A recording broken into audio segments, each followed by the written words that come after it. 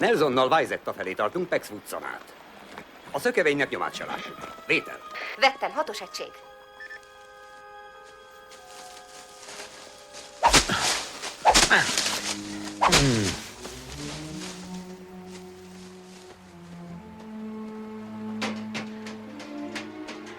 Hilltop község. Településünk világelső, az egyfőre eső rendőrök számában.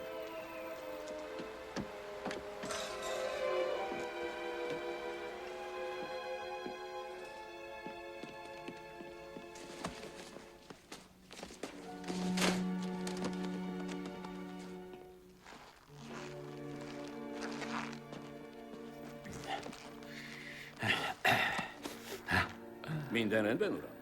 Persze, ezek a ruhák eladók, ugye? Hogyne. 32,50-et kapok. Aha, bizony. De még mennyire? Horgászni jött ide hozzánk? Igen. Én gondoltam, horgászom egy kicsit. Hát, ha fogok pár olyan... nagy szájú halat, tudja melyiket. És persze néhány megtermett kezegét. Igen, ez nagyon jó, remek.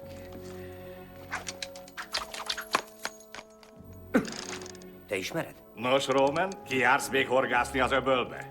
Fogtál lepényhalat? Pontyot vagy motorcsónakot? Persze. Elmondtam már ezerszer. Az a gumicsónakos fiszka Gudgyúház felé tartott. Bizony. Na, világos? Na és hány sört ittál meg előtte? Akkor piáltam utoljára, amikor az abbában daloltam. Ez aznap volt, amikor Hibbing Goodhue-t megölték? Igen? Úgy látom, nagyon érdekli ez az eset. Nem. Tud valamit a Goodhue gyilkosságról? Nem. El akar mesélni nekünk valamit? Nem. Ezt a botot kérem, és kiállítok egy csekket, ha kapok egy tollat. Igen, köszönöm.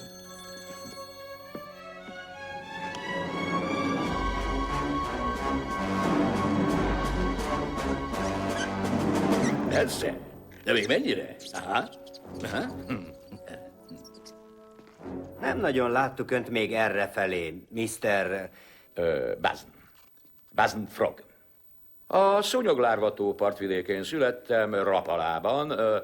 Indiánok közt nevelkedtem, ők vittek el a dél-dakotai szupercsaliba. Az ott van fenn, Timberdoodle-nál, Zepco fivérek, Smithwick és Salty Dog Shrimp. Igen. Ennyi, hisz én ma nem is tudok elmenni horgászni. Vár egy üzletfelem, egy bizonyos... Benslum. A fügykösemet is elveszíteném, ha nem varták volna vissza. A balesetem után. Álljon meg, Harrison! Ne mozduljon!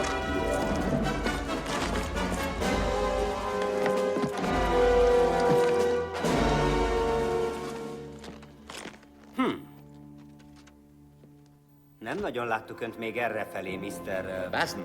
Basin Frog. A szúnyoglárvató partvidékén születtem, Rapalában. Az ott van fent, Timberdoodle-nál. Salty Dog Shrimp. Vár egy üzletfelem, egy bizonyos... Manson.